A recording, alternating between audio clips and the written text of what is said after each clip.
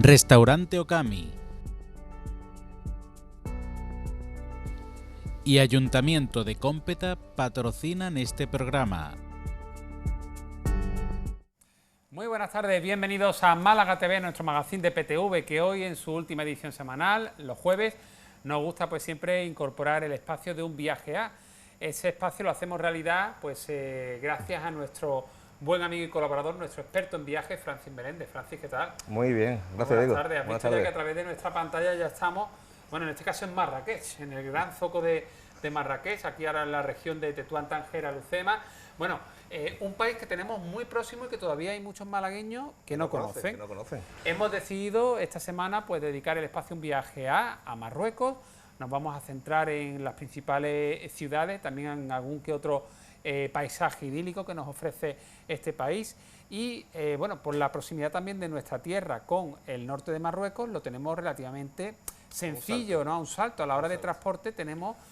si vamos al norte de Marruecos con el ferry... ¿Tarifa? Desde Tarifa o Algeciras, pero de Tarifa es más cómodo. Sí. A 45 minutos lo tenemos. Es un ferry rápido, ¿verdad? Exactamente. El fast ferry que llaman y se llega en 45 minutos. El día que haga mal tiempo, pues salimos de Algeciras, es 1 hora y media casi, más lento, pero más seguro también. Un barco un poco más de mayor dimensión y va más lento. Más lento y va bien con las olas. Con las olas, ¿eh? O sea que si hay temporal mejor elegimos desde Algeciras mejor. Algeciras. Bueno, hay varias compañías, me consta que hay varias compañías que trabajan pues el tema de las conexiones entre la costa gaditana y el norte de Marruecos. Pero ¿qué ocurre si, por ejemplo, queremos ir a una ciudad del interior, como puede ser pues Rabat, Casablanca, Marrakech? Lo suyo coger ya un vuelo desde Málaga. Ahí también las conexiones con el vuelo directo a Casablanca. A Marrakech en verano lo suelen poner, pero quien quiere en invierno a Marrakech, pues un vuelo con escala en Casablanca se llega también en 5 o 6 horas con la escala. Mira, vamos a ver unas imágenes generales, ¿no?, de Marruecos y vamos a describir un poquito el país, ¿no? Yo he estado en la zona norte, yo no sé si tú también has estado un poquito más en el interior. He estado tanto en Marrakech, Casablanca, la zona norte, lo conozco un poquito mejor, sí. ¿Cómo describirías este país? Es un país de cultura árabe, pero mira, con incluso estaciones de esquí. Pero es un país que puede servirnos como, a ver, para llevarnos una idea un poquito de lo que es la cultura árabe, pero con una cierta tranquilidad de que tenemos una garantía de que allí no hay peligros importantes. Marruecos, la verdad que es un país bastante seguro, de eso se encarga el ejército. Hay mucha presencia policial. Claro, a ellos no les interesa para nada de que haya el más mínimo atentado o robo a los turistas y eso, con lo cual hay mucha presencia de policía, de militares en las calles. Eso te da mucha seguridad. Nunca está uno ajeno, exactamente, pero en regla general es un país muy seguro. Un país seguro y un país que ha apostado muchísimo y cada vez más por el turismo. Realmente yo diría que es un fuerte competidor de España. Siempre es verdad que en nuestro país, pues hombre, también la calidad turística es mayor, pero que realmente tenemos un vecino que empuja fuerte, ¿eh? Tiene un plus, que son, digamos, la hotelería, que cada vez está más fuerte en hotelería, pero tiene un menos, que es digamos, el servicio de atención al cliente. Ahí son muy pasotas el marroquí. Sí. Sobre todo para el tema de las mujeres, se sienten un poco que si no eres un hombre no te van a atender en la misma rapidez que a una mujer. Eso, que lo tengan siempre... Hay todavía un poquito de machismo, ¿no? Sí, por supuesto. Fíjate que yo recuerdo que hace no mucho leí que en Saidia, que es una zona que está muy turística, cerca de Nador y de Melilla, ¿no? También, Pues esta zona, por lo visto, ha tenido un han entrado boom 4 o 5 importante, hoteles muy fuertes allí. Hoteles muy fuertes, y ahora yo creo que ya sí que se han puesto lo que es el servicio al cliente, pues relativamente pues un buen servicio, pero que en sus inicios tuvieron muchos problemas porque iba el turista español acostumbrado a hoteles de 4 o 5 estrellas, que son los que van a encontrar allí, pero claro, decía, es que el trato que tengo en este hotel no es el que me dan en cuanto a comida, servicio, el que me da la misma cadena aquí en España, y al final pues tuvieron que formar un poquito al personal. Se bajaron mucho personal español, se bajó ahí para formar al marroquí. Claro. Así y todo, les cuesta mucho al personal marroquí, poco a poco. Poco a poco. Bueno, vamos a empezar hablando, por ejemplo, la puerta de entrada, la perla del norte que le llaman, ¿no? Tánger, una ciudad que vive pues a mitad entre el Mediterráneo y el Atlántico, ¿no? Y que tiene también ese pasado interesante como ciudad colonial, como ciudad francesa, internacional, porque tiene su barrio francés, americano, el español.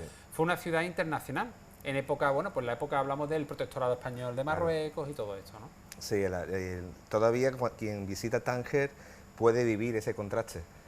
Se va a la zona del Zoco, de la Medina, y eso se ve la parte antigua, y tiene barrios nuevos que se ve que es una ciudad muy dinámica. Muy cosmopolita también, y muy bulliciosa, ¿eh? Sí. Es una ciudad muy, no sé si son, creo que 2 millones de habitantes. Y ahora le han arreglado un paseo marítimo enorme a lo bestia, y se ha quedado, la verdad, que muy bien. A Tánger, pues desde Tarifa pues son 45 minutos en el ferry, o sea que en un salto estamos allí en Marruecos. Allí podemos visitar dentro de Tánger, como bien decía pues Francis, el Zoco, la Medina, y luego pues esa zona también nueva en la que se están construyendo pues hoteles, rascacielos, incluso se están construyendo en Tánger. El paseo marítimo se ha reformado completamente y, oye, a modo, digamos, de curiosidad, pues os vamos a contar que han hecho un aparcamiento en lugar de a lo ancho, a lo largo. Sí, claro. Un aparcamiento soterrado. Imaginaros las dimensiones de ese aparcamiento, que podría ser más o menos como si construyésemos un aparcamiento desde la Plaza de la Marina hasta La Araña. Por ejemplo, sí, está medio vacío siempre. Está medio vacío porque yo creo que es que lo han hecho con tantas perspectivas que en el 2030 o 2040 seguirá vacío. Pero bueno, ya ahí está. Pero imaginaros, ¿no?, un aparcamiento que se construyese en línea desde la Plaza de la Marina hasta La Araña. Pues allí lo tienen en Tánger. Sí, eso es impresionante. Y bueno, y luego también sus playas, ¿no? Tiene unas playas que son las urbanas quizás menos recomendables, ¿no? Sí, pero está la zona norte tiene muy buenas playas. Está bañada, eso sí, está bañada por el Atlántico, con lo cual el agua un poquito más fría, pero se puede comparar muy bien con las playas que tenemos de Cádiz o de Huelva. La arena también amarillita, la arena amarillita, ¿no? Exactamente, un estilo a la de Cádiz o Huelva. Muy parecida. Y luego dentro de esa región, no solo centrarnos en Tánger, en la capital también tenemos otra ciudad importante, que además esa ciudad sí que fue española en su pasado, Tetuán, que es una ciudad que todavía guarda, ¿no? Por ejemplo, hay una iglesia católica. Sí, un cine español, lo hay allí, y no es tan turística. Solamente vive un poco el turismo cuando le vienen los autobuses, pues digamos, está un poco como en medio, con lo cual si alguien se hospeda en Tetuán, por la mañana puede perfectamente darse un paseo por la ciudad y ver pocos turistas. Le ocurre todo lo contrario que Tánger. Tánger sí que es verdad que tiene mucho turismo. Y luego en torno a esas dos ciudades, en esa región Tánger-Tetuán, pues encontramos pueblos como por ejemplo Asila. Sila, Chagüen. Chagüen, que es el pueblo que está... Chagüen está en la montaña y es el pueblo azul. Exactamente. Y Asila pues es un pueblo que está junto al mar. Eso es. Todo eso además se puede, la verdad, que perfectamente visitar bien con autobuses concertados o incluso con Yo, por ejemplo, lo he hecho de las dos maneras, con autobuses concertados que te ofrecían a lo mejor a la llegada del hotel, o bien incluso yendo a la estación de autobuses y cogiéndote una línea de la que cojan los propios marroquíes. Son circuitos que se hacen muy bien un fin de semana y puedes salir desde Málaga al autobús hasta Tarifa, tu ferry, y luego tener un mini circuito norte, se llama, y se hace un Tánger, Asila, Chagüen, además de muy económico, y te lleva a los puntos clave de las tres ciudades. Oye, recomendaciones también importantes. Oye, el que quiera, pues perfecto, pero yo no recomendaría el alquilar un coche allí ni el conducir nuestro coche. Porque tienen una manera de conducir que, bueno, ellos están acostumbrados, pero quizá el tráfico es un poco caótico, y alguien que no está acostumbrado a ese caos y a ese, bueno, pues un poco anárquico, ¿no? Allí los adelantamientos y la gente que puedan ir 8 en un coche o 10 en un coche, eso es muy normal. Luego también está el listillo policía que también te puede parar y sacarte un poco los cuartos. Por eso, entonces mejor, yo creo que no vamos, que vamos en transporte público, vamos a ir más seguros. Sí. Bueno, más cositas. Vamos a dejar, si os parece, la zona norte de Marruecos y nos vamos a adentrar ya en Marrakech, que es probablemente una de las ciudades más turísticas y más famosas. Sí, sobre todo por su gran medina que tiene, es una medina preciosa, tiene la parte vieja de la ciudad y la medina es muy, de hecho, Marrakech es una de las ciudades imperiales, o sea, Rabat, Marrakech, Meknes, Fez, cuando se hace un circuito imperial, sí, son una de las ciudades que se visitan. La verdad que son ciudades, ya que uno va, hace un circuito, son de Marrakech, una de las ciudades que no te puedes perder. Ahí está ese zoco que veíamos por la noche, que tiene ese encanto con esas luces y con los encantadores de serpientes también. Exactamente, sí. Es el zoco que te introduce, desde luego, en la cultura marroquí rápidamente. Qué bien, qué bien. Bueno, pues tenemos vuelos directos también de Málaga a Marrakech. Marrakech, lo que pasa es que está en verano. Solo en verano. Para que en invierno creo que tiene una frecuencia de un día a la semana o algo así. En invierno se va vía Casablanca. Sí. Hoy has mencionado ciudades imperiales, el circuito de ciudades imperiales que incluye Marrakech y ¿qué más? Rabat, Meknes, Fez, Casablanca. Pues mira, vamos a ir precisamente ahora a Fez, que sé que allí, por ejemplo, tiene mucha importancia las tenerías, ¿no? Donde tienen las curtidoras, ¿no? Sí, curtidoras. Los cueros y todo este tipo de cosas. Son como boquetes en el suelo llenos de tinta y a las pieles, por cada boquete, digamos, de un color diferente. Con esas tintas naturales que ellos tienen. Bueno, ahí están, esos son. Que me han dicho, yo por ejemplo esto no lo conozco, pero sí que tengo amigos que han estado allí y dice que es impresionante el ver cómo, porque además vamos, que lo trabajan, que todavía artesanalmente todavía está en activo, pero que sí que el olor es... Eso es fuerte. Muy fuerte. Fuerte, no hace falta estar cerca de las curtidoras estas, sino que ya desde varios kilómetros ya se huele. Pues de hecho, luego, una vez que están, digamos, ya listas, claro, una vez que están listas, de hecho, lo que es el cuero marroquí huele... Sí, también. Claro. Pues imaginaros cuando todavía ese cuero lo están tratando, todavía no está totalmente tratado.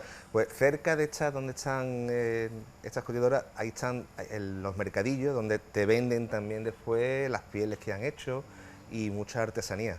Qué bonita esta imagen, fíjate, ahí vemos al fondo un minarete, veíamos, y bueno, pues los mercadillos, los zocos, eso es muy espectacular. Ahí ahí sí se puede decir de que hay que regatear.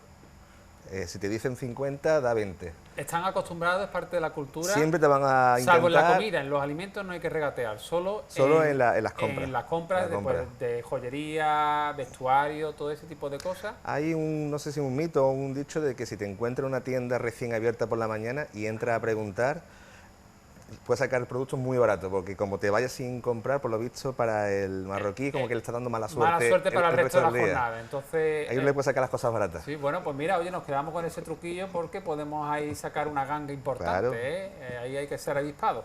Bueno, vamos a visitar ahora una ciudad pues inmortalizada también en el cine, ¿no? Con esa película Casablanca famosa, ese clásico del cine. Bueno, pues Casablanca es cierto que es una ciudad que tiene mucha fama, gracias también a la película, pero quizá no sea la ciudad más bonita de Marruecos, ¿no? Es una ciudad muy caótica en cuanto al tráfico. Hay que tener ahí, por supuesto, de alquilar coches y eso, que se nos olvide. Hay transporte público andando por lo que es la ciudad y con mucho cuidado al cruzar las carreteras. Te vienen coches por todos lados. No, eso sí, lo que es la mezquita, de las pocas mezquitas, bueno, la única. La única en Marruecos visitable. Exactamente. La de Hassan II. Aparte que quería que fuese la más grande del mundo, pero luego vino la de la Meca y le ganó. Le ganó, o sea que hablaríamos de que la segunda mezquita más grande del mundo está en Marruecos después de la de la Meca. Exactamente. Y es la única visitable en Marruecos, por la de Casablanca. Por los occidentales. Por los occidentales, claro. Luego, por ejemplo, en otras ciudades vamos a ver muchas mezquitas que podemos contemplar, fotografiar, pero por fuera. Por fuera, sí. No podemos hacer panorámicas por fuera, solamente. Bueno, pues ahí está, ahí tenemos esas imágenes de Casablanca y vamos ahora a la capital, Rabat. A Rabat.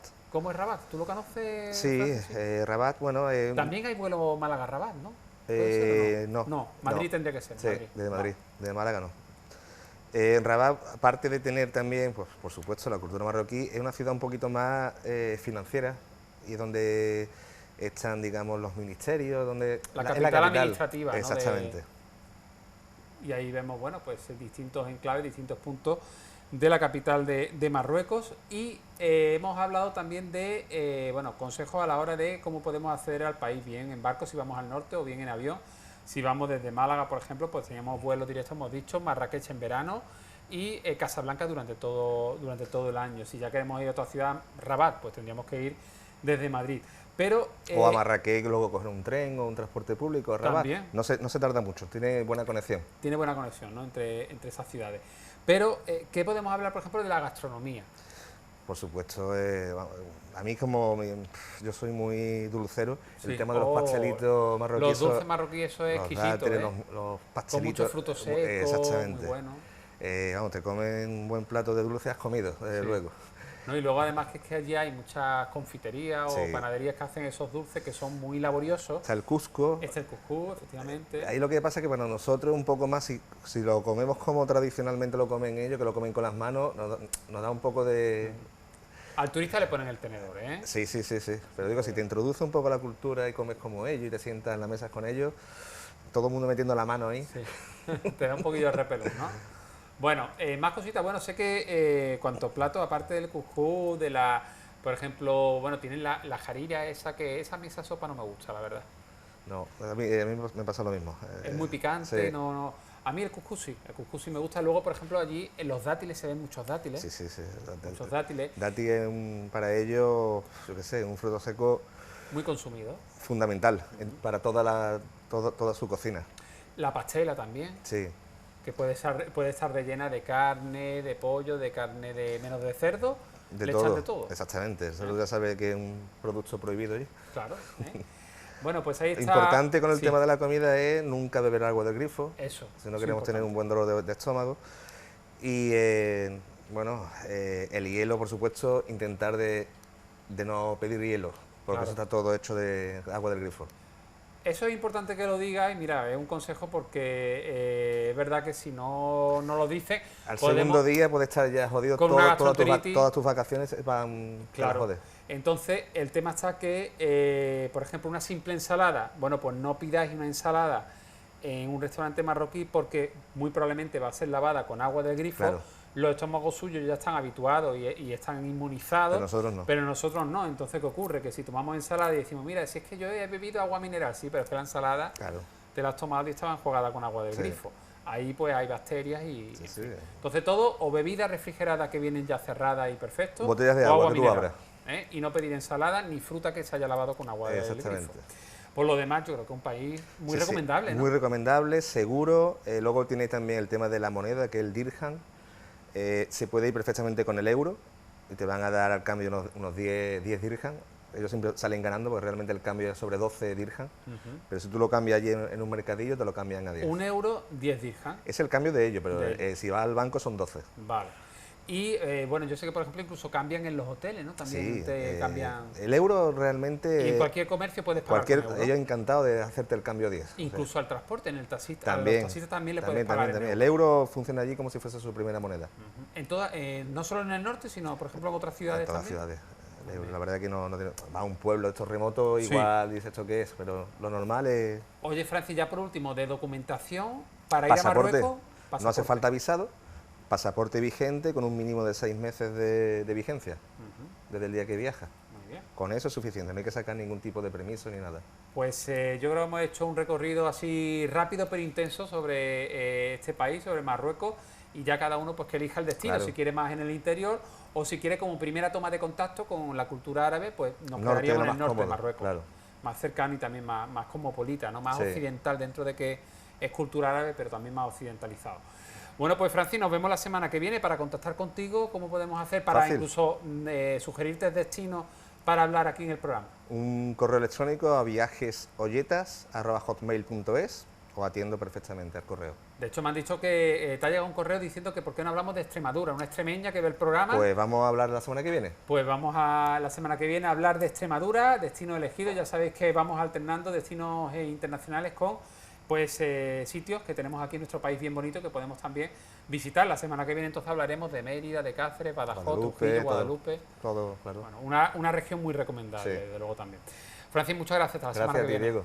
Bueno, nosotros ahora nos vamos con un reportaje que hemos realizado en una de las tiendas que tiene PTV repartidas por la ciudad, porque vamos a hacer entrega, a un espectador, a un afortunado, pues vamos a hacer la entrega de un televisor de plasma, de un televisor que ha ganado pues gracias a participar en esas encuestas que realizan nuestros promotores de PTV pues tanto en los stands como en las visitas a domicilio. Un espectador accedió a participar de estas encuestas televisivas y ha ganado el televisor. Hacemos entrega en el siguiente reportaje.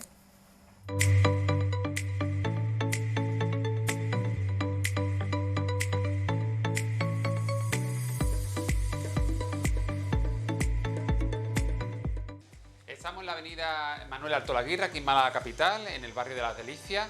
Aquí PTV tiene desde hace tiempo pues una tienda para atender a los malagueños, a los vecinos, para informarles sobre nuestros servicios. Y vamos a saludar a José Luis García. José Luis, buenas tardes. Buenas tardes. También saludamos a María, su hermana. Los dos son clientes de PTV, aunque José Luis recientemente pues hacía su contrato, contrataba los servicios de telecomunicación con nuestra empresa. ¿De qué manera lo hacía? Bueno, pues nuestros compañeros, nuestros promotores le informaban sobre esos servicios, las ventajas, las tarifas, y solo por contestar a una encuesta, pues él recibió una papeleta para un sorteo de una televisión plana, de un plasma. Ese sorteo se ha producido ya, se hizo el día 5 de septiembre, era con el número ganador ese día del sorteo de la 11, y José Luis, que ha ganado la televisión. Fíjate, ¿te esperabas tú esto cuando te dieron la papeleta? No esperaba esto. ¿No te esperabas esto? Me han dicho, bueno, independientemente de que hubieras contratado o no los servicios de PTV, tú la papeleta la tenías y podías, entrabas en ese sorteo. Pero es que además has contratado los servicios de PTV y además bastantes servicios, porque tiene la televisión, telefonía fija, internet y luego 2 teléfonos móviles. 2 teléfonos móviles. El tuyo y el de tu mujer. Y el de mi mujer. Bueno, ¿y qué destacarías de los servicios de PTV, ya que llevas un tiempo, porque el contrato se te hizo a principios de verano, sí. Lleva ya unos meses, ¿qué tal el resultado? Pues bien. ¿Contento? Yo estoy contento, sí. ¿Hay una buena relación calidad-precio? Sí. ¿Sí? Sí. Bueno, y la ventaja luego de que tú vives además, no sé si aquí mismo en la... Sí, en el bloque arriba. En el mismo bloque, o sea que tienes la oficina de PTV la tienes ahí al ladito. Ante cualquier duda tienes aquí a la compañera Silvia, a otros compañeros. Todos los días estoy metido aquí con ella y haciendo el cosas y ya está. Están adoptados, ¿no? Las 6 me han adoptado. Bueno, ¿dónde vas a poner el televisor? Es una televisión de 24 pulgadas, de primera marca. ¿Dónde la vas a poner? Pues ya le buscaré un sitio en la casa. Eso se le busca rápido, ¿verdad? Sí, sí. Oye, ¿animarías, José Luis, a otros malagueños, a otros vecinos de la ciudad que vean a nuestros promotores, a nuestros compañeros en esos stands o en los comercios, en las tiendas de PTV, a que se informen, porque mira, la información no está de más y además nos llevamos una papeleta. Claro. Para el siguiente sorteo podemos conseguir, igual que tú, una televisión plana. A ver si yo puedo conseguir la segunda. Ah, tú vas por la segunda, ¿no? Bueno, pues José Luis, muchas gracias por atendernos, enhorabuena y que disfrutes de la televisión y de los servicios de PTV. Vale.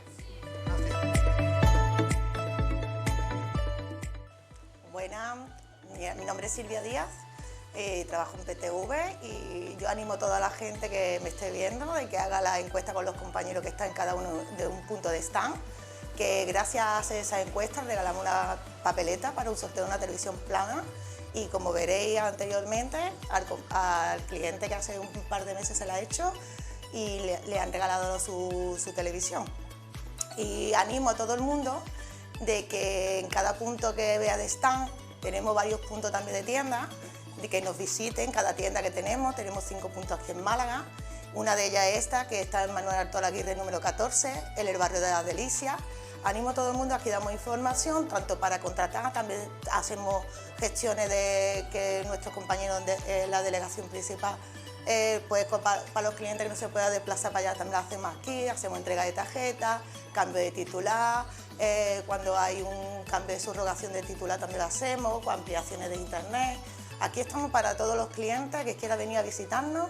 También tenemos redes sociales como Instagram y Facebook, porque si nos quiere visitar por redes sociales. Y nada, animo a todos los malagueños que nos visiten, que más confianza que PTV, que es malagueño, no tenemos ninguno. Regresamos aquí a Plató después de esa entrega que hemos realizado de ese televisor a ese malagueño, ese vecino que ha participado en esas encuestas pues, sobre gustos televisivos y además fijarse que incluso además coincidía que además se hizo luego pues abonado de los servicios que ofrece nuestra compañía, nuestra empresa. Bueno, pues enhorabuena ahí al amigo y nosotros ahora vamos a presentaros un colectivo, un grupo que está circulando por Málaga a través de redes sociales, que está reuniendo a malagueños nacidos en el antiguo Hospital 18 de Julio, lo que hoy en día es la subdelegación del Gobierno Central en Málaga. Bueno, hay un grupo que, ya digo, está creado en Facebook, que está reuniendo a gente que nació en ese hospital en ese momento, pero hoy representando a ese grupo y sobre todo representando un libro que se está escribiendo sobre la historia de ese edificio, pues tenemos al escritor, a nuestro buen amigo Antonio González Villena. Antonio, buenas tardes. Hola, buenas tardes, Diego. Bueno, tú te metes en unos charcos que no veas porque no paras de crear, de investigar y de sacar libros, y en este caso, fíjate en la aventura en la que te has metido, ¿eh?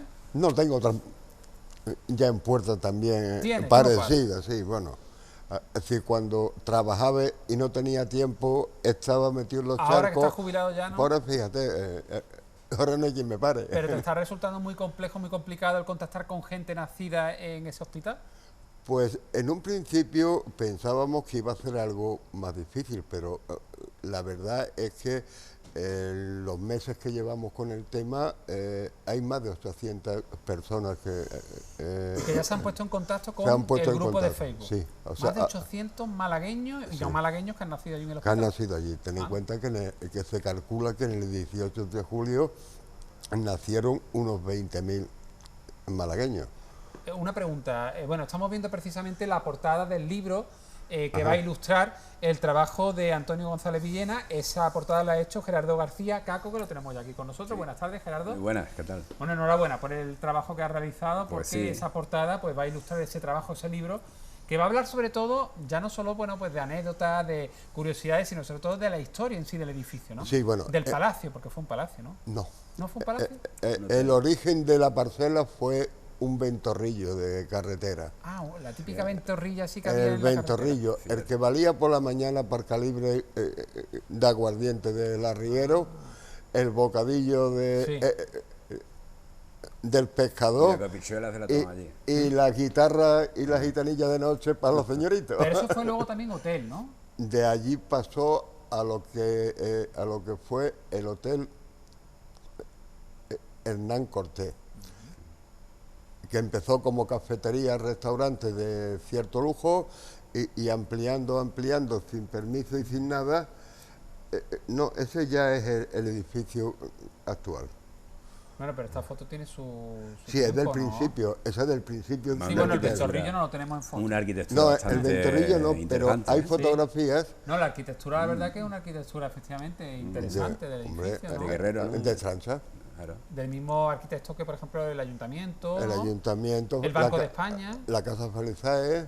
El Hotel Miramar, ¿no? O sea, que es uno de los emblemáticos de Málaga. Y aquí tenemos una captura de la página de Facebook en la que se está reuniendo a malagueños y no malagueños que en su día pues nacieran en este hospital. Aquí ninguno de estos dos invitados nacieron en el 18 de julio, pero sí que os ha interesado, a motivar su historia, ¿no? Absolutamente, ¿no? Es una historia interesante y Antonio pues está encargado de... Una de las cosas que también veíamos como allí lejos, fue encontrar al primero. Al primer nacimiento registrado. Fíjate. Sí, el primero. ¿Y lo habéis encontrado? Sí, señor. Rafael Moreno Aranda. ¿Y nació en el año? 54. 54. Y vive en el Rincón de la Victoria con su mujer. Oye, una pregunta. ¿Ese hospital entonces durante una época era, digamos, el único o de los pocos centros donde se daba luz?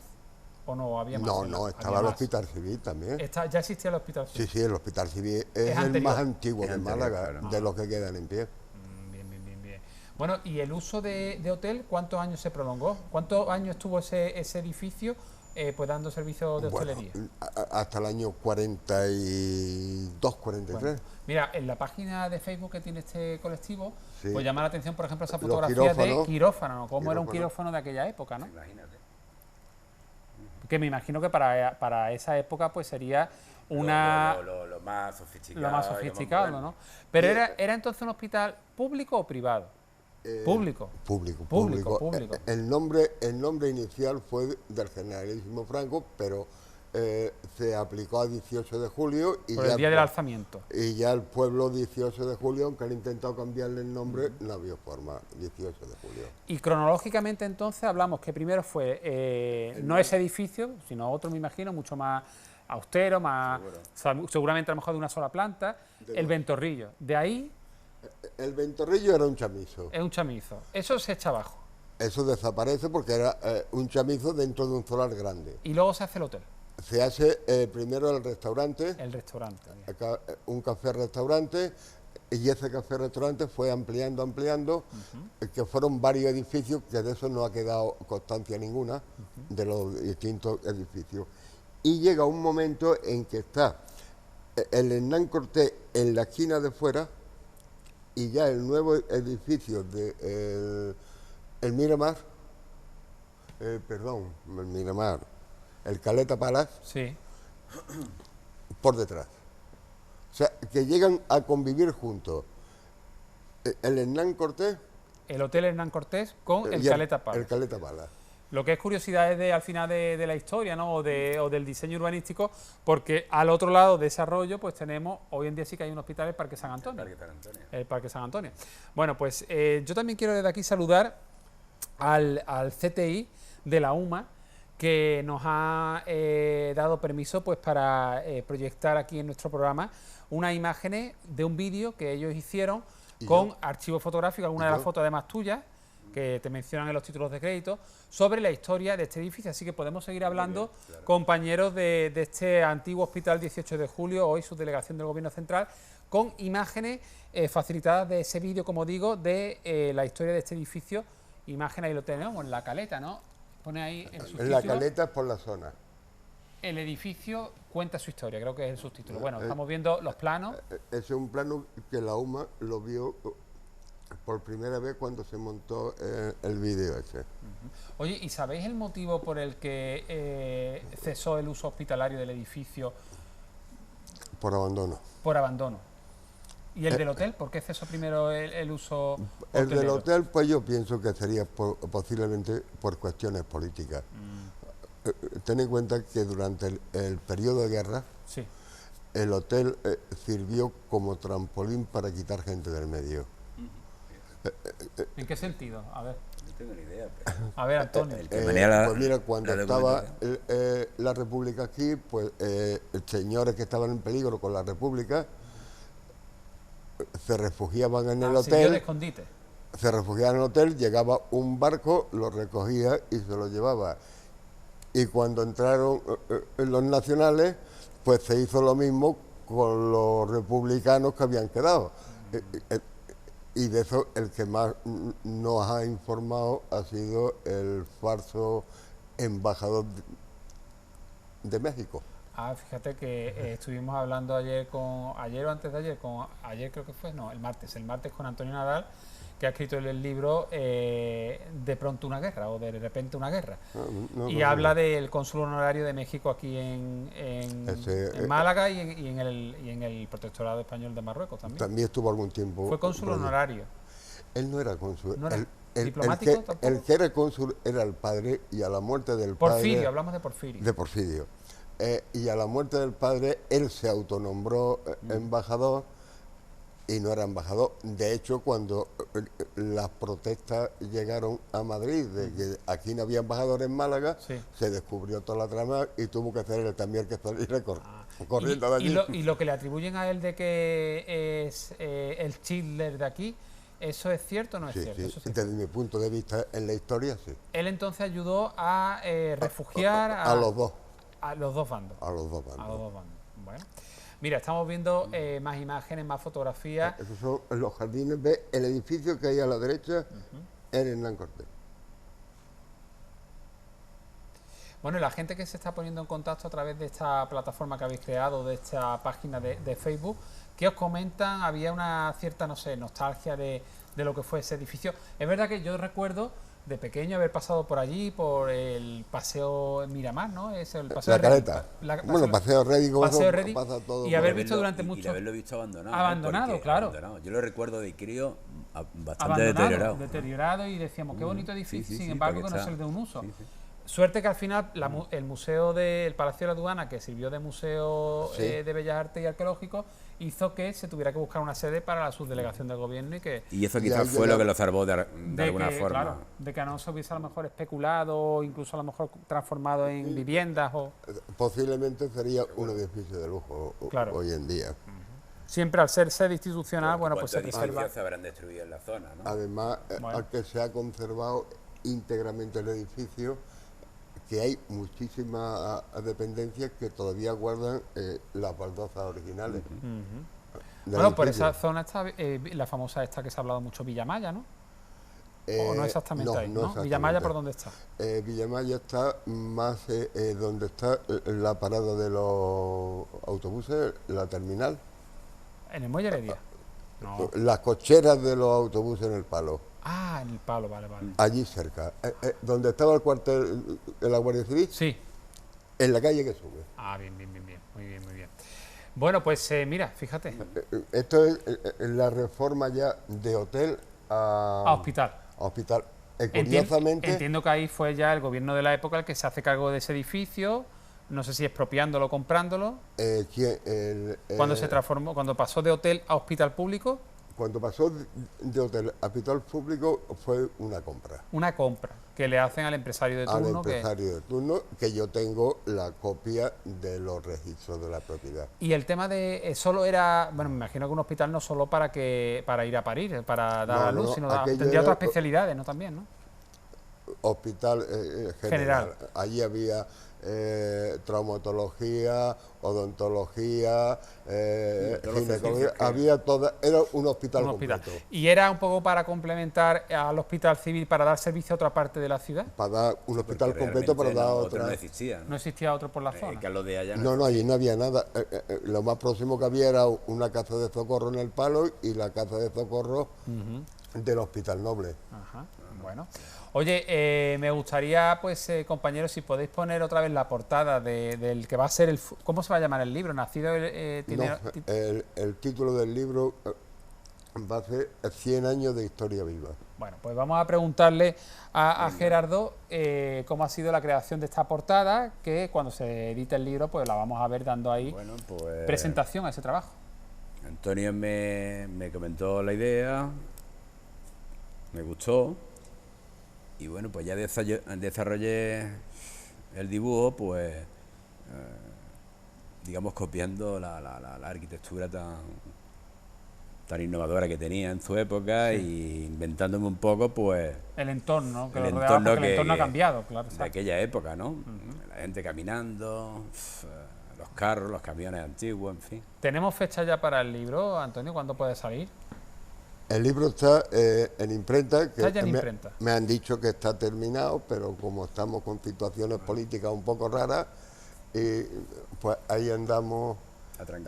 Se quiere que salga tanto la concentración de los nacidos el 18 de julio. ¿Va a haber entonces como una concentración, una reunión? Sí, la subdelegada María Gámez está muy interesada en reunirlos a todos. Y entonces se va a establecer una fecha para reunir a quien quiera asistir, nacido allí el 18 de julio. Asistir y en ese mismo acto se presentará el libro. Bueno, pues estaremos muy atentos.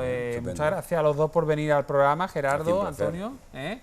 Es interesante que malagueños pues se tomen ese interés, valga la repetición, esa molestia de indagar en el pasado, cosas históricas del pasado, claro, recuperar nuestro patrimonio, ¿no? Claro. Y nuestra historia. Muchas gracias. Y lo perdemos. Poquito a poco. Muchas gracias. Bueno, nos vamos a ir con momentos musicales y enseguida regresamos con más cosas aquí en Málaga TV. En este caso, pues vamos a hablar con Carlos Pérez Torres, poeta, escritor, y con el editor Miguel Ángel Magnani, que vienen a presentarnos el libro Antología Privada.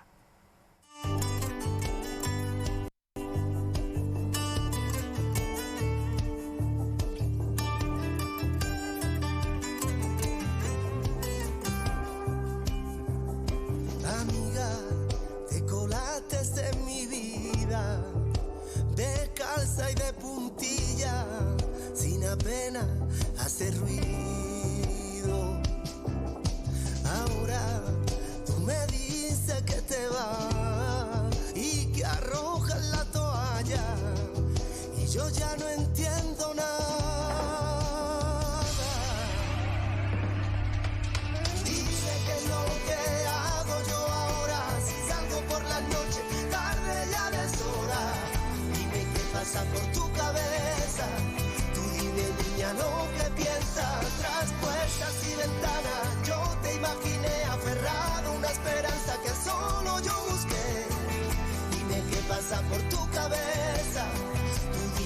niña lo que piensas.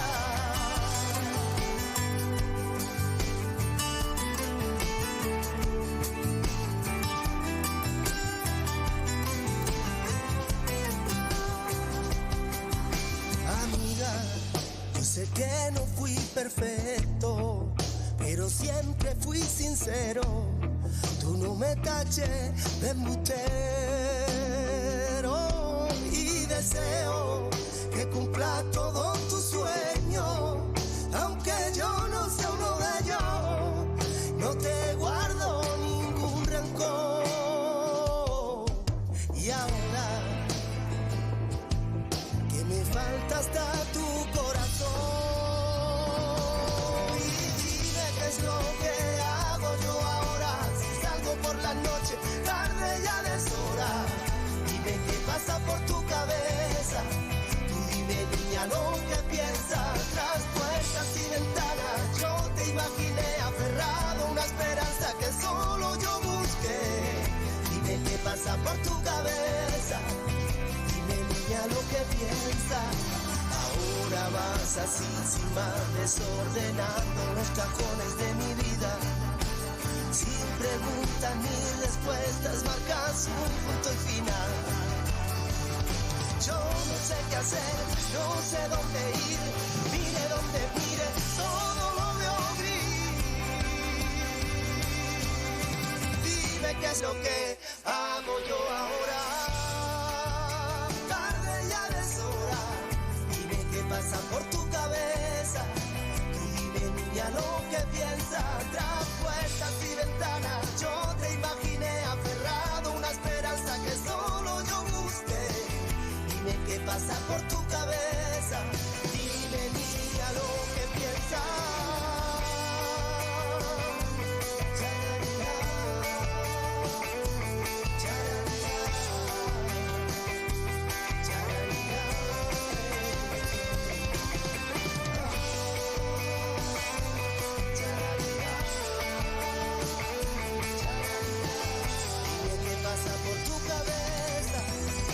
Niña lo que piensa.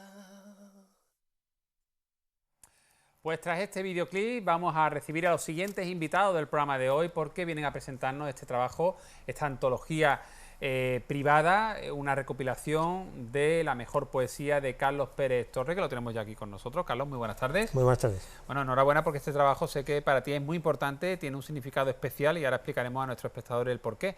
Hombre, es una manera de recoger el fruto de esa labor poética que llevas realizando desde hace, bueno, pues muchos años, ¿no? Desde los 90. Pues sí, incluso 90. Antes, incluso un poquito antes, ¿no? Primero el libro, 85 fue 85. La primera publicación. Bueno, buenas tardes, y ahora explicaremos un poquito más detalles de antología privada. Un libro que publica editorial 100% malagueña, que apuesta pues por gente con talento. Y tenemos aquí a Miguel Ángel Magnani, el editor. Buenas tardes. Hola, buenas tardes, Diego. Bueno, vosotros ahí seguís apostando por el talento de Málaga, siempre, claro, y creyendo en la gente que tiene cosas que aportar, ¿no?, a nuestra sociedad. Sí, haremos siempre todo lo posible por aportar nuestro granito de arena. Muy claro bien. Bueno, decía yo que recoge la poesía más significativa de aquí, de Carlos, uno de los poetas pues más reconocidos de nuestra tierra. Él ha sido profesor en la Universidad de Málaga, ¿verdad? Colaborador en la universidad. Colaborador. Mi tiempo principal era en secundaria. En secundaria, ¿no? En instituto. Y la poesía es algo que cultivaste siempre de una manera espontánea, o te venía de familia, no sé. La familia tuvo mucho que ver. Sí, la primera socialización hacia la cultura fue dentro de la familia, y es una suerte. El arte, muchas facetas, la música, la pintura con mi padre, pero la literatura y la poesía especialmente con mi tío Antonio. Entonces yo tuve la suerte de que tuve a alguien que desde muy jovencito me indicó el camino correcto, quién tenía que leer, los clásicos, tal. Entonces quizás me dirigió en su propia preferencia. Eso también se nota a la vista de cómo han transcurrido los años y los libros de unos y de otros. Pero eso para mí fue una fortuna, creo yo. Bueno, la portada precisamente además es una pintura, ¿verdad?, del padre de aquí del autor, que por cierto es muy bonita. Vemos ahí una ventana, ¿verdad?, con una planta a la derecha. ¿Y es una escena real? ¿Esto existe o es fruto de la imaginación? Es muy simbólico. Es un cierro, lo llaman así, típico de la arquitectura andaluza, en ronda. Esta fotografía se sacó en Ronda. Y a mí me gusta mucho... De un palacete, a lo mejor de Ronda, de una casa señorial. Una casa solariega, exactamente, señorial. Y me gusta mucho el estudio de luz. Ves que incide desde arriba, la parte de arriba se nota incluso en la sombra de las barras horizontales en la reja, ¿no? En la forja. Y el contraste que forma lo artesanal, por así decirlo, lo artificial también, que es la ventana en sí, la reja en sí, y lo natural. Ese arbolito, ¿no? Indefenso, ¿no? El poderío que da la ventana tan poderosa y lo indefenso que está ese arbolito que es casi seco. Mira la parte alta casi ya amarilla, ¿no? Por el sol fuerte del sur que está pegando ahí. Y ese detalle que a mí me parece enternecedor, esa pequeña argolla en la cual el habitante de la casa también demuestra preocupación por ese arbolito y quiere ayudarle a crecer y a subsistir, ¿no? Miguel Ángel, ¿cómo llega a Anáfora la idea de publicar este libro? ¿Es Carlos el que se pone en contacto con vosotros con él? Porque aquí se recogen poesías desde los años 90 incluso. Bueno, la gran mayoría son poemas que ya se han publicado en distintos libros, pero también hay poesía inédita que hasta ahora no se había publicado de él. Sí, pues bueno, nosotros, como tú sabes bien, generalmente publicamos en las redes muy a menudo. De alguna manera pedir a los autores de Málaga que se pongan en contacto con nosotros para que nos envíen su obra y ponerla en estudio, ¿no? Y una de las obras que recibimos pues, fue la de Carlos y nos gustó lo bien elaborada que estaba y el contenido en general era fantástico y por supuesto apostamos por ello. Él divide sobre todo su poesía en dos etapas, ¿no? La década de los 90 y a partir del año 2000, ¿no? Y son dos etapas muy distintas. El lector que adquiera antología privada y se sumerja en tu poesía va a notar a dos Carlos diferentes, una evolución entre ese poeta de los 90 y el poeta de a partir de 2002, 2003, 2004. Tú sabes que los que tenemos o hemos tenido un pasado en la didáctica somos muy proclives a separarlo todo, esquematizarlo todo a efectos precisamente didácticos, pero no siempre están así, ¿eh? Los críticos también ayudan a separar a efectos también de comprensión, de temática o de línea, de corriente y todo eso, de décadas. En literatura se estudian mucho las generaciones, pero bueno, luego hay mucha mezcolanza, tampoco es tan estanco el asunto, ¿no? Los críticos decían que la primera fase mía, bueno, la segunda es una cuestión más de madurez poética quizás, ¿no? Los primeros libros, Ruegos y Preguntas, Memoria de la Luz, esos son los primeros años 90. Llamada de la Tierra. Llamada de la Tierra, efectivamente. Y luego hay cierta diferencia también, pero es de densidad, de madurez poética. Libros ya posteriores como Razón de Convivencia o Temblor, ya indican una poesía un poco más densa. Aún así, creo que, a tu pregunta, Diego, creo que la cuestión, cuando hay enfrente un proyecto que es una antología, cada autor debe solventar de una manera diferente cómo agrupa, cómo estructura el tema. En muchos casos se hace por orden cronológico. Bueno, del libro tal, la fecha, y los poemas antologados, seleccionados se ponen ahí. Del libro cual, yo preferí no hacerlo así. Yo he buscado ejes temáticos, hay 4 bloques, en cada uno de los 4 bloques he entreverado poemas de una época o de otra, y me parece que tenía más sentido hacerlo por contenido. Entonces el primer bloque sombras, el segundo latidos, el tercero versos y el cuarto recuerdos. Son, ya digo, el eje que he buscado es más temático que otra cosa. Oye, pues me gustaría que nos leyeras un par de poemas, si te parece, lo vas buscando, y mientras tanto yo quiero preguntarle a Miguel Ángel si la poesía goza ahora mismo de un momento positivo, pleno aquí en Málaga. Yo la percepción que tengo, sobre todo por invitados que vienen aquí al programa, luego tenemos un espacio de poesía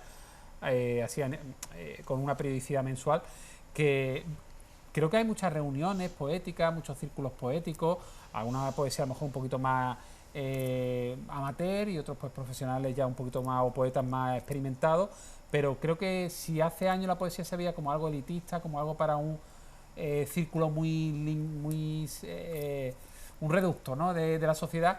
Ahora no, yo creo que hay mucha afición por la poesía, cada vez más, creo, ¿no? Yo creo que sí, yo creo que vamos, yo estoy un poco en desacuerdo de que realmente la poesía haya tenido momentos demasiado bajos, ¿no? Yo creo que la poesía siempre ha estado ahí. O que no se le ha dado a lo mejor suficiente visibilidad. Sí, y de hecho ayer comentaba también Carlos que bueno, la poesía, a diferencia de otros géneros literarios, ¿no?, es una cosa que no requiere demasiada preparación y simplemente lo lees tal cual y no debe estar demasiado preparado para ello, ¿no? Yo creo que goza de de la fuerza y de los seguidores que realmente merece. Y luego algo importante también que se va viendo también jóvenes que se van interesando por la poesía y están surgiendo, oye, pues gente muy joven pero que ya escribe una poesía pues muy interesante, ¿no? Y yo creo que eso también da futuro a este género literario, ¿no? Que no se pierda. Yo creo que Málaga ha tenido también y sigue teniendo mucha presencia en el mundo de la poesía reciente, desde el siglo XX hacia acá, ¿no? No hay que, todo el mundo conocerá la fuerza y la trayectoria del Litoral, que aún pervive, Litoral, y la fuerza que tuvo en el arranque de la generación del 27, con tantísimos autores que publicaron y vinieron por Málaga. También tiene mucha presencia Málaga en el mundo de los editores. Hay tantísimos nombres importantes, bueno, desde Prados y Alto Laguirre, por supuesto, pero después, con Bernabé, Fernández, con, yo qué sé, Paco Cumpián, Rafael Inglada, hay muchísimos editores que tienen ese amor por el papel impreso, ¿no? Y esa tradición. ¿Qué poesía nos va a leer, Carlos? Pues he elegido 2 sonetos porque es un metro que abunda en esta selección y además, como no voy a elegir los poemas más largos para abusar de la audiencia, si algo tenemos en esta ciudad es el mar. No solo Málaga TV, jugando con el título, también nosotros vemos a Málaga y la miramos con ojos amorosos porque Málaga es muy bella. Por ejemplo, imagínate, ¿por qué no?, en el mirador de Gibraltar, allí, un atardecer allí viendo el espectáculo que tenemos cada día y la suerte de disfrutar. Pues mira lo que siente un poeta en un y así se llama, Atardecer desde Gibraltar. Pasar la tarde aquí, asomado al puerto, es raro privilegio. No concibo ningún otro lugar, otro adjetivo que tenga un cierto sello, tan incierto, y anuncia así el ocaso a cielo abierto. El sol está fraguando al rojo vivo su lento renacer, libre y cautivo del mar, cuando el atardecer ya ha muerto. Mañana, la mañana será prueba de espejos donde el tiempo se renueva en luz de sal, espuma y caracolas. El mar es complemento necesario, la cita es cada tarde, el sol, a solas, da un mágico espectáculo diario. Muy bonito y muy buena descripción de lo que la sensación que te transmite, ¿no?, ese espacio y esas vistas.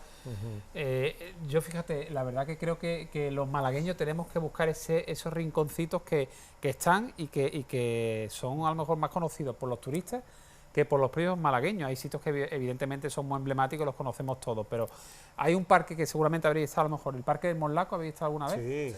Pues es un parque que sobre todo yo lo disfrutan no es demasiado conocido, Es poco conocido y es un parque que yo, la apreciación que tengo es que disfrutan sobre todo los vecinos de la zona, pero es un parque de una masa forestal importantísima, es un pulmón para Málaga y allí hay unas vistas de la ciudad y del mar, del litoral, del puerto, impresionantes. Y como tú bien dices, Carlos, muy desconocido el Parque del Morlaco.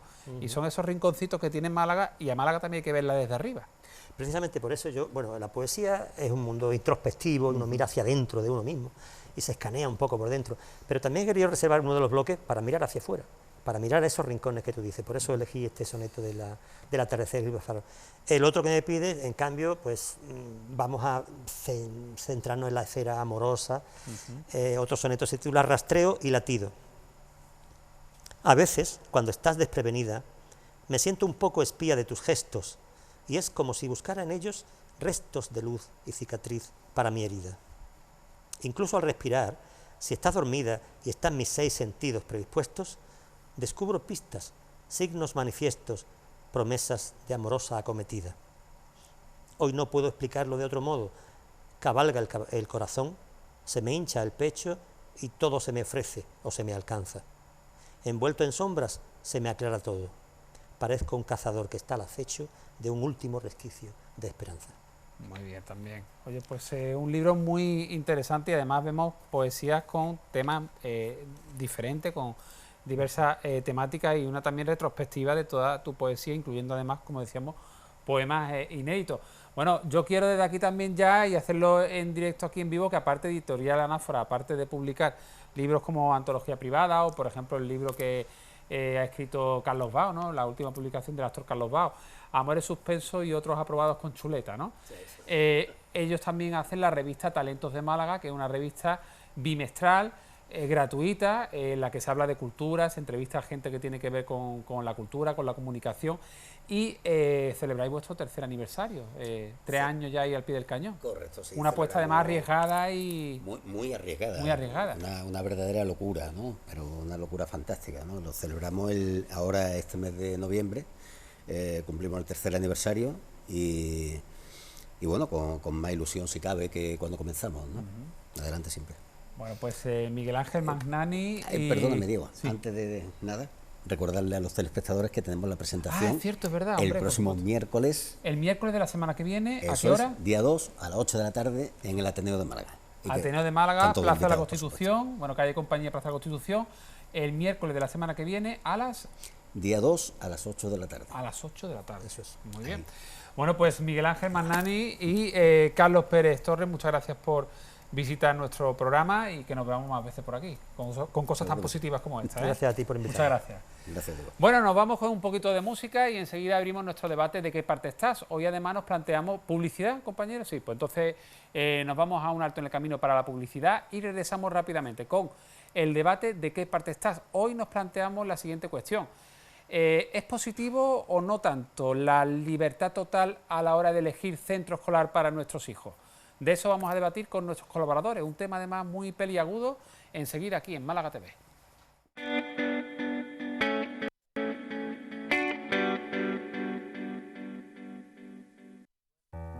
Las mejores obras del teatro andaluz y malagueño tienen su cita en septiembre en Málaga. Clásicos como Lady Macbeth, Las Justas o Tartufo. Dramas lorquianos, Bernarda Alba Teatro Musical o Yerma, ambientada en Japón. Visiones muy particulares del teatro, Las Casas o Molly Bloom. Y por supuesto, teatro contemporáneo con El Love Story o Migrantes. La comedia de la mano de la mandrágora y Me río por no llorar. Y teatro infantil con Tusitala. Todas las funciones serán en el Colegio de Prácticas número 1 en la Plaza de la Constitución de Málaga. Venta de entradas en redentradas.com y los puntos de venta habituales. Una cultura milenaria y ancestral.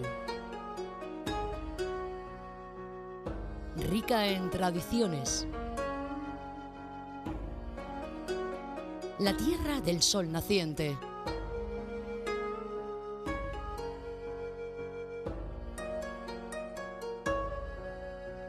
Una gastronomía sana y deliciosa. Restaurante Okami, tu experiencia japonesa en Málaga.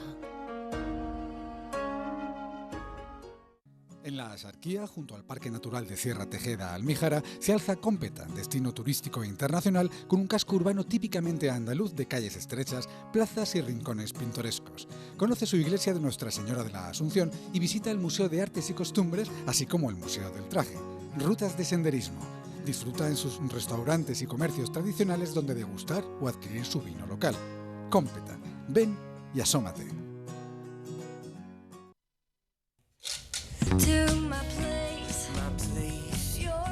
El paisaje de Andalucía invita a soñar. Ayúdanos a defenderlo de su peor enemigo. Ayúdate. Ayúdanos.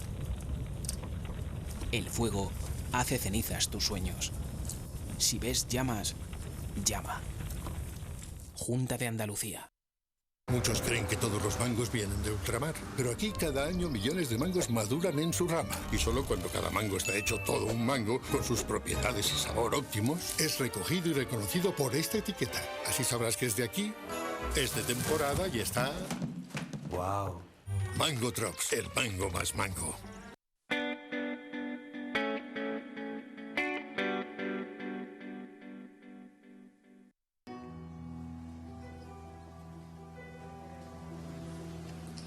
Procuro olvidarte, uniendo la ruta de un pájaro herido. Procuro alejarme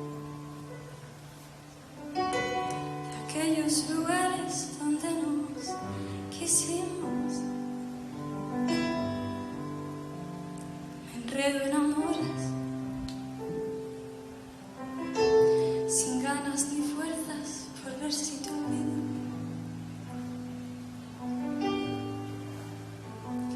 Y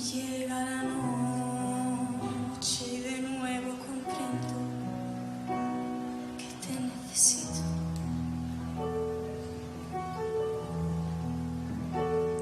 Lo que haría porque estuvieras tú, porque siguieras tú conmigo. Lo que haría por no sentirme así, por no vivir así, perdida.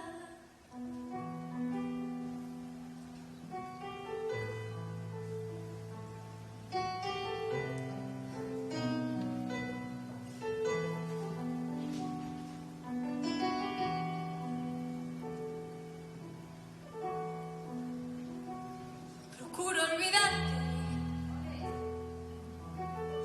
siguiendo la ruta de un pájaro herido. Procuro alejarme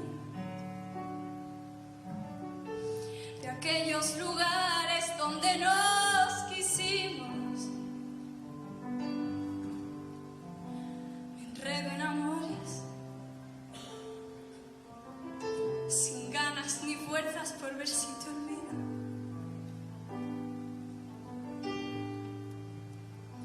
Y llega la noche y de nuevo comprendo que te necesito.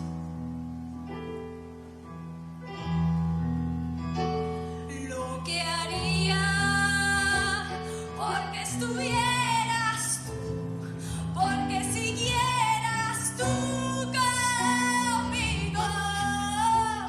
Lo que haría por no sentirme así, por no vivir así.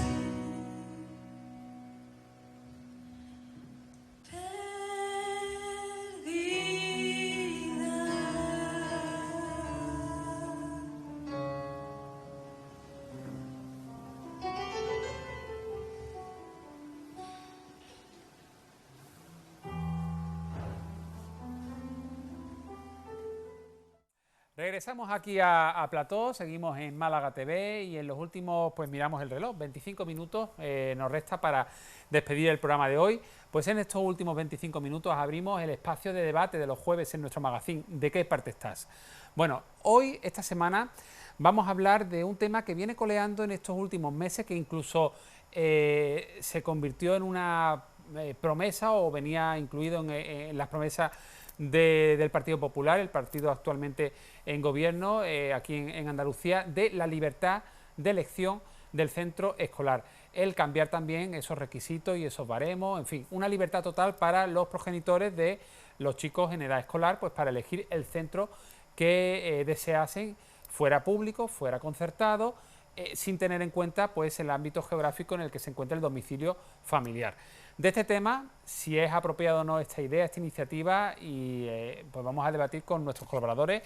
Marcos Paz, profesor e ingeniero de la UMA, muy buenas tardes. Muy buenas tardes. Nuestro periodista Pablo Montiel, bienvenido Pablo. Muy buenas tardes, gracias de nuevo. Encarna Páez, abogada, muy buenas tardes, Encarna. Buenas tardes. Y José Antonio Pérez, nuestro hombre sabio, escritor y polifacético donde los haya. Buenas tardes, Diego. Muy buenas tardes, José Antonio. Bueno, pues vamos a empezar por ti. José Antonio, una primera argumentación, breve si puedes, por favor, para un primer turno de palabra. ¿Ves positiva la iniciativa? Porque esto, ya decimos, en campaña se habló. Parece que el Partido Popular, el equipo de gobierno aquí en la Junta de Andalucía, estaba dispuesta, PP y Ciudadanos, ambos partidos sabemos que estaban gobernando en coalición en Andalucía, parece que están muy dispuestos en sacar adelante. El consejero Imbroda pues así lo anunció, pero ya también hay sus voces discordantes y sus posibles incluso problemas hasta legales incluso, José Antonio.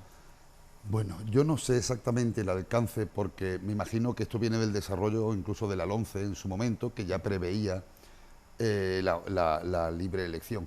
A mí, ustedes sabéis que cuando yo escucho la palabra libertad o algo que tenga que ver, ya se me ponen los pelos como escarpias, como dijo aquel. La libertad de los padres tiene que ir siempre para elegir el centro de educación de los hijos, tiene que ir por delante, en el sentido de que cualquier merma de la libertad en cualquier aspecto de la ciudadanía tiene que estar muy bien estudiada, porque es algo que no se vuelve a recuperar. En cuanto a la oportunidad o no de la medida, Yo simplemente así, a grosso modo, yo puedo decir que han estado 30 y tantos años una serie de personas gobernando la educación en Andalucía. El resultado no podemos decir que haya ido muy allá, así que vamos a darle un margen de confianza a ver qué pasa con esto, porque las medidas políticas y las medidas de reglamentación, de regulación, no tienen un alcance inmediato, o sea, no tienen un efecto inmediato. Encarna. Yo creo sinceramente que con un tema tan importante y tan delicado como es la educación, venimos asistiendo en los últimos tiempos, tanto desde el Gobierno central como desde distintas comunidades autónomas, a mucha improvisación. O sea, yo realmente, ¿qué significa la libertad de elección del centro escolar? El Partido Popular lo prometió, era una de sus promesas. Me han comentado que hay un informe de la asesoría jurídica de la Consejería de Educación que no lo ve viable legalmente. Eso por un lado. Por otro lado, a mí me parece razonable que haya unos criterios de cercanía física, sobre todo, evidentemente, en las ciudades, donde la compatibilización del colegio, la educación de los niños con el trabajo es especialmente complicada por los problemas de tráfico, de circulación, es algo realmente grave. Ahora bien, si la elección de centro escolar significa que los padres eligen en lo público y en lo concertado, que es una perversión de lo público para mí, bajo mi modesto criterio, porque es darle carta de naturaleza a la enseñanza semiprivada para que la educación pública, o sea, las administraciones públicas, por un lado, no destinen el dinero que corresponde a centros públicos, a las infraestructuras públicas, y es un solapamiento, ¿no? Si eso significa que los padres tienen derecho a elegir el colegio con prestigio, el colegio en un sitio de la ciudad más destacado, en realidad lo que estamos abogando es porque haya colegios guetos. Y los padres puedan elegir un colegio pues donde hay menos minorías étnicas, donde hay, se supone, menos problemas sociales, menos problemas de estructuración. Entonces, yo francamente estoy totalmente en desacuerdo. Yo creo que la sociedad debe ser plural, debe ser global, y desde luego no se puede apostar por el clasismo en lo público. Pablo. Puede haber el problema, efectivamente, de caerse en cierta medida en un elitismo, ¿no? Claro, siempre se aboga por la pluralidad, incluso en la configuración del Estado y demás. Pues en este sentido, en el ámbito social, pues en lo público pues se pone como bandera, y entonces yo creo que a lo mejor buscar una conjugación y demás en cuanto a la disponibilidad territorial de un centro u otro, pues también habría que hacerlo mayor accesible, pero el padre y la madre tienen libertad de elección. Ahora, ya está la conciencia y la manera de ver el mundo que tengan esos progenitores. Marcos. Yo no lo veo claro. No lo veo claro por varios motivos. En primer lugar, porque se supone que, y todo el mundo dice, que tenemos una educación pública de calidad, da igual la calidad en cualquier centro. Eso por un lado. Eso es la teoría. Por lo tanto, me parece contradictorio defender la idea, que desde mi punto de vista no es tan bonita como se pinta, de que la educación pública tiene una calidad extraordinaria, con el hecho de que los padres tengan que andar eligiendo en función de otros parámetros que no sea, por ejemplo, la mínima cercanía a su casa o la mínima cercanía al puesto de trabajo de cualquiera de los dos, ¿no? Eso por un lado. Por otro lado, pues habrá que implementarlo de alguna manera, que se establezca un criterio que todavía no conocemos. Es decir, hasta ahora para la asignación de los estudiantes en los diferentes centros educativos había una serie de criterios que muchos sabemos, no tanto en poblaciones más pequeñas, pero sí en la capital, que ha supuesto una bolsa de fraude monumental, porque ha habido muchas familias que se han dedicado a mentir sobre su situación económica, a mentir sobre su situación social, simplemente porque era una forma de baremar tan discutible como otra para acceder a una plaza en un centro. Triquiñuelas que han buscado algunas familias pues empadronándose a lo mejor en un domicilio en el que realmente no viven, pero claro, ahora mismo, bueno, yo no tengo hijos, desconozco el tema, pero entiendo que ahora lo que primaba, aparte de otro componente, ¿no?, dentro de esa baremación, pero un componente de bastante peso era la proximidad geográfica al domicilio. No tanto al trabajo, creo, ¿no? ¿Solo al domicilio o al trabajo también? Y al trabajo. También al trabajo. Lo que lleva a la falta de comprensión por mi parte, sí, de que se monten esas colas con los coches delante de los colegios. Es decir, si vives cerca de casa, no llego a entender cómo hay que dejar, y no solamente la puerta del colegio, es que parece que si no se mete el coche prácticamente en la clase, uno no se queda tranquilo. Pero eso todo apunta a que sean personas que si lo hacen es porque no vivan allí. No, por supuesto, pero como de todas formas, insisto, no sé hasta qué punto esa persona, por ejemplo, yo no voy a... sí, a lo mejor trabaja cerca. No, y tampoco voy a hacer un juicio, porque imagínate que cuando entró el menor en el colegio, resulta que sí vivía allí o sí trabajaba así, claro, y ahora no, es decir, que la casuística es muy grande y no podríamos establecer un juicio completo de todo ello, pero que sí resulta curioso que, siendo el criterio de cercanía geográfica uno de los más importantes tanto de residencia como de trabajo, se monten, perdón por la palabra, las peloteras que se montan delante de todos los colegios todas las mañanas cuando se dejan a los niños y todas las tardes cuando se recoge. Pero Marco, mi pueblo, que tiene 1.500 habitantes, ocurre lo mismo curiosamente. Es una cuestión... Y ahí habrá un colegio, a lo mejor. Hay solo un colegio, plazas de sobra, quiero decir, no tenemos el problema de falta de plazas ni nada, ¿no? Y es verdad que hay una educación de salir a última hora para el colegio y también se forman colas. Yo creo que es una cuestión de educación también, de concienciación. Mi pueblo en 5 minutos, en 10 minutos se llega a todas partes, andando. Perdón por la intromisión. Mira, hace tiempo se hizo un estudio de cómo veía el mundo los niños muy pequeños, y había una gran diferenciación entre aquellos que iban en coche y aquellos que iban andando. Los que iban en coche tenían un mundo mucho más reducido, y los dibujos, porque era la base de un dibujo, de aquellos niños que iban andando eran dibujos mucho más ricos. Curioso, ¿verdad? Y si ese factor tiene que ver con la ida al colegio, puede ser que el padre vaya de camino al trabajo, y de camino al trabajo y dejo al niño en el colegio. Hombre, lo de la vuelta para recogerles, pues se forma el mismo lío, pero puede que... No sé. Bueno, yo no sé si la situación de una ciudad es la misma que la de un pueblo, pero a mí me ha llamado la atención lo que ha contado Encarna, que en un pueblo que yo conozco, Villanueva, que bueno, es relativamente pequeño, que se utiliza el coche para ir a recoger o a dejar a los niños al principio de la jornada de hecho, nosotros clase. Queríamos poner en marcha un proyecto que se había puesto en marcha en Alameda, que era, es que es curioso, cuando luego por la tarde están los niños haciendo deporte, es muy contradictorio, de verdad, a veces los seres humanos hacemos cosas muy raras. De verdad, se puso en marcha un proyecto en Alameda con un monitor para llevar a los niños al colegio andando. Mira, iba recogiendo a los niños. Exactamente, quedaban en un punto y iban andando. Entonces, para intentar desincentivar dentro del municipio, porque yo ya lo he dicho en alguna ocasión, para salir del municipio estamos atrapados, porque no tenemos medios de transporte público colectivo, ¿no? Pero dentro del municipio el coche se utiliza demasiado, se utiliza para ir a tomarse una cerveza, se utiliza para ir a misa, quien vaya a misa, se utiliza para todo, cuando luego están los paseos y los caminos llenos de senderistas por la tarde. Contradicción del ser humano. Es que estamos olvidando quizá un aspecto de la elección de centro, de la libertad de elección de centro, que es que en muchas familias la elección de centro va más allá de la cercanía o no cercanía, y va más por el modelo educativo, por el sistema de valores que se transmite, por el ideario del centro. También. O sea, hay muchos componentes. Entonces, como se ha hablado de elitismo, precisamente prevenir el elitismo sería garantizar esa libertad. ¿Por qué? Porque los que pueden pagar un centro privado no tienen problemas de elección de centro. Ellos sí tienen una auténtica libertad de elección de centro.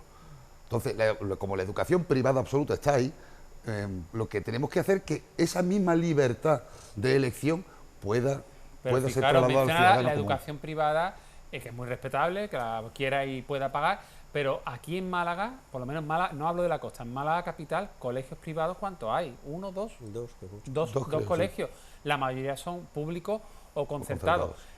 Las voces discordantes o contrarias a esta medida del gobierno actual en Andalucía apuntan a que si esto sale adelante, y si por otro lado legalmente esto es posible o no, que parece que podría tener problemas, pero si esto fuera posible, el sacarlo adelante, ¿qué iría o provocaría el cierre de unidades en colegios públicos y que iría al final a favorecer la educación privada concertada?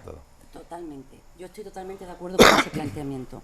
Yo creo que en Madrid, donde ha gobernado el Partido Popular históricamente, se intentó implantar la libertad de elección, y en realidad fue una opción por la privatización de la educación. es la historia encubierta que esto puede llevar aparejada. Eso no va en beneficio de potenciar la educación pública de calidad, claro. Por supuesto que no. Por supuesto que no. Y además, no caigamos en una trampa, por lo menos bajo mi modesto criterio, ¿no? El tema de la educación en valores y demás, en la educación pública tiene que ser la misma. La educación pública tiene que en toda la comunidad autónoma, tiene que ser la misma. No podemos decir que en un colegio concertado, no me parece justo, haya una línea educativa y en un colegio, en otro colegio concertado, hay otra línea educativa. Claro, sobre todo porque es dinero público el que está manteniendo ese colegio. Entonces, concertado. Aparte de que yo soy férrea defensora del laicismo en la educación. Yo creo que las cuestiones privadas, yo creo que la religión es una cuestión íntima y privada de la familia, las cuestiones políticas, todo ese tipo de cuestiones son privadas e íntimas y la educación le corresponde a la familia. Yo defiendo una educación pública laica y, por ejemplo, este año hay más horas de religión. Yo creo que tiene que haber más horas de matemáticas, tiene que haber más horas de idiomas, tiene que haber más horas académicas, de verdad, de formación académica, no de formación, digamos, de una formación que corresponde a las iglesias, a las mezquitas o a las familias. Vamos a ver, pero en el fondo, con el planteamiento que estáis haciendo, volvemos a lo que yo he dicho al principio, es decir, si realmente con esto lo que se fomenta es la educación concertada, es que no creemos, y esa es la base, no creemos en la educación pública. O también a lo mejor es que se ha ido o se ha dejado que la educación pública vaya menos en lugar de potenciarla. Bueno, eso está claro, porque la inversión por alumno en toda España es irrisoria. Estamos hablando de una inversión en cada centro público que viene además de los recortes, bueno, de los tijeretazos, hachazos del Partido Popular con la forma tan dramática que tuvo de afrontar la crisis económica. Pero en el fondo estamos hablando de lo mismo. Decimos todos que queremos una educación de calidad, pública de calidad. Olvidémonos un momento de la concertada. Queremos una educación pública de calidad. Defendemos que nuestra educación pública es de enorme calidad. Decimos que, y luego nos encontramos con la contradicción de que esta medida puede favorecer a los concertados porque la gente querrá ir a los concertados. Entonces, que para empezar no creemos en la pública. Claro, y además, no en el fondo, siempre cuando los alumnos terminan su paso por los diferentes grados básicos de educación, incluido el bachillerato, decimos, no, es que las notas o la capacidad o las posibilidades que tiene uno que viene de la privada a la concertada son mejores que la de la pública, que yo no creo en eso, sinceramente. Las estadísticas no dicen eso. No, tampoco, pero que el sentimiento,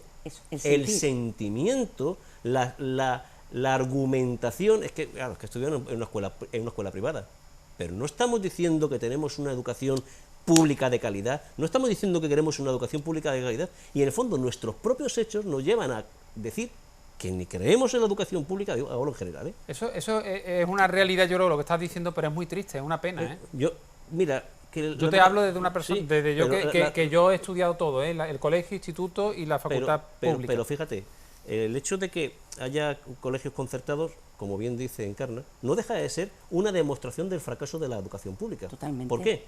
Porque las comunidades autónomas se han negado a invertir en colegios. ¿Qué han hecho? Mantener plantillas en colegios inicialmente privados que han pasado por serias dificultades económicas. Solución: en lugar de construir un colegio público, a este colegio que es concertado, llega un concierto económico con él, tenemos la educación obligatoria cubierta hasta cuarto de la ESO, el bachillerato se hará o no, y además es de pago, y con eso nos quitamos un problema. Pero no deja de ser una forma también de la clase política de decir, no vamos a invertir en educación. No afronto los problemas. Claro. Yo creo que más que no creer en la educación pública, y en mi caso inclusive, es que no creemos en esta educación pública. Una educación pública, vamos a ver, la interinidad en los centros es algo que la gente ni lo sospecha. Hay centros que están prácticamente el 100% de profesorado es interino. Es un profesor que no tiene una estabilidad. Tú no le puedes exigir una entrega total. Las horas que dedica el profesorado a trabajos puramente burocráticos, repetitivos, pesados, que no sirven para nada, y sobre todo en la época de la informática, de la interconexión, que eso debería estar solucionado ya. Las horas no lectivas que le llaman. aparte del trabajo que se tienen que llevar a casa, porque si fueran horas extras, el Estado no iba a poder pagarlo. Entonces, en la escuela pública la han puesto, la política la ha puesto en una situación tan lamentable que hasta los que creen en la educación pública y la fomentan, ya la cuestionan también. Ya la cuestionan y a sus hijos los mandan a educar. Pero yo cuando iba al colegio no tenía la percepción de que la enseñanza pública era de peor calidad que la concertada o la privada. Tú estudiaste en las dos. Y yo creo que esto entonces es quizás relativamente de, no sé, de 10, 15, 20 años. Es más reciente. Desde que se ha hiperpolitizado la educación. Ahí es decir, estamos. a ver, nosotros somos, yo creo, más o menos todos de una generación en donde no se había metido mano de una forma tan grosera a la educación pública. Las leyes educativas es que han ido cambiando una tras otra precisamente porque no se encuentra ni siquiera el camino a seguir. No digo ya dar con la tecla, que eso ya sería milagroso, laicamente milagroso, pero ni siquiera yo creo que se encuentra el camino a seguir por parte de unos gestores públicos que no saben perfectamente que la educación en España no tiene los niveles de calidad que tienen otros países de nuestro entorno. Pablo, que está pidiendo la palabra. Pablo. No, digo, yo iba a decir varias cosas. Vamos a ver, es que cada gobierno que ha ido entrando, ya no en la comunidad autónoma nuestra, sino a nivel nacional, ha ido cambiando. La LOCSE, la LOMCE, vamos a ver, tendría que ser la educación algo un poquito universalizado a nivel nacional. Claro, pero fíjate, Gabilondo estuvo a punto de conseguir un pacto nacional por la educación, no lo consiguió a última hora y no lo consiguió exclusivamente por una cuestión de estrategia política. Totalmente. Se habla también de la selección social y lo último que quería decir, en cuanto a lo que ha comentado Encarna, lo de la religión en un momento dado, pues yo estudiaba en centro religioso, pero bueno, la religión sí pienso yo una cosa, no meterla en plan dogmático, pero sí en cuanto a cultura, porque después... Historia de la religión... islámica, católica, cristiana, no católica, cristiana, como historia, como parte de la historia. Yo creo que yo defiendo firmemente la educación pública y creo que realmente el deterioro o la mala imagen de la educación pública lo que hace es la apuesta por la privada. Y esa es la estrategia. Pero esa es la estrategia de los que creen en la privatización. Pasa igual con la sanidad. Se está haciendo una estrategia, ya se hizo en Madrid, y aquí es muy similar. Y es crear el sentir en la opinión pública de que lo público no funciona para valorar lo privado. Para valorar lo privado. Ahora, es que la educación concertada no están haciendo ahora en Andalucía. El sistema de educación concertada en Andalucía lleva décadas funcionando y por lo tanto no se puede hablar ni siquiera de ideología, sino es una estrategia en general de la clase política. De la clase política, no de todas las clases políticas. En Andalucía del Partido Socialista Obrero Andaluz. La cuestión es, lo que debemos reivindicar es una inversión de verdad en la educación pública, que es la única que puede garantizar la igualdad de oportunidades. Claro. Es la única que puede garantizar la igualdad de oportunidades. Por lo tanto, debe haber una apuesta por infraestructura en condiciones. No podemos estar todavía en el siglo en el que vivimos con barracones, por ejemplo. No podemos estar en zonas de clima continental 2 meses al año sin climatizaciones. Ese tipo de cuestiones son importantísimas. Y algo que él decía que me parece básico. El tema es inasumible que el sistema de distribución del profesorado en Andalucía sea tan inhumano.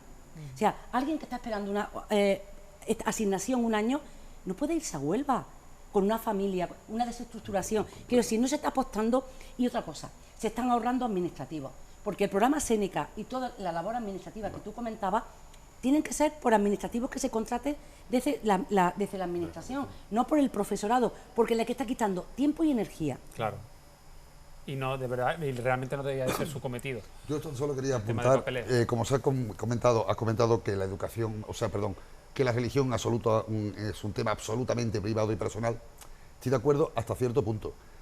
Negarle a un alumno que la religión es la que ha moldeado los últimos 3, 4, 5.000 años de historia de la humanidad es negarle una parte muy importante de la historia del conocimiento humano. Pero también la historia. Claro, ahí voy. O en cuanto a cultura. Porque es una golosina para los políticos. Venga, va a cerrar rápidamente, cierre el debate, Pablo. No, bueno, en cuanto a cultura, porque, filosofía, Zoroastro, así habló Zaratustra de Nietzsche, ahí hay historia. Bueno, lo dejamos aquí, seguramente... Es que se ha abierto otro debate. Sí, abre otro daría nuevo. para por lo menos media hora más, pero bueno, el tiempo, hay que respetarlo. Viene ahora nuestro programa de cocina, Mesa y Mantel con Paco Jiménez. Marco, Pablo, Encarna y José Antonio, muchas gracias a los cuatro. Muy buen fin de semana. Gracias a ti. Y el martes regresamos a las 6 de la tarde en directo con mucho más contenido que ya estamos preparando para la semana que viene, así que no lo podéis perder. Buen fin de semana y hasta el martes. Restaurante Okami y Ayuntamiento de Cómpeta han patrocinado este programa.